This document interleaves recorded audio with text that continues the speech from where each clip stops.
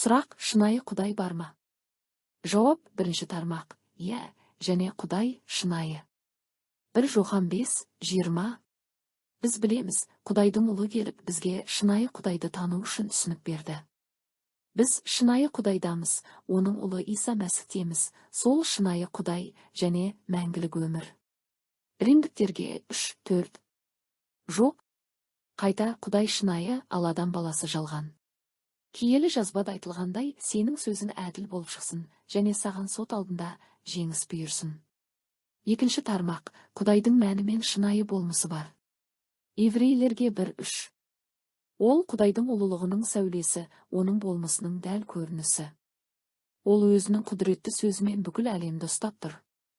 Күнәларымызды тазартқан соң, ол жоғарыдағы ұлы құдіреттің оң жағына отырды. 1 Жохан 3:2.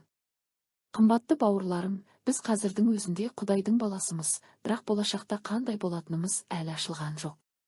Алайда біз білеміз, ол пайда болғанда біз оған ұқсаймыз, өйткені біз оны шынайы қалпында көреміз. 3 тармақ: Құдайдың өзінің бейнесі бар. Жаратылыс 1:27. Құдай адамды өз бейнесінде жаратты, ер мен әйелді өз бейнесінде жаратты. 4 тармақ: Құдай бар, және ол шынайы әрі тірі Құдай. Иеремия 10. Алайда жаратқан ие шынайы Құдай, ол тірі Құдай және мәңгі патша. Ол ашуланғанда жер шайқалады, ал халықтар оның қаһарына төтеп бере алмайды. 1 Салоникалықтар 1:9.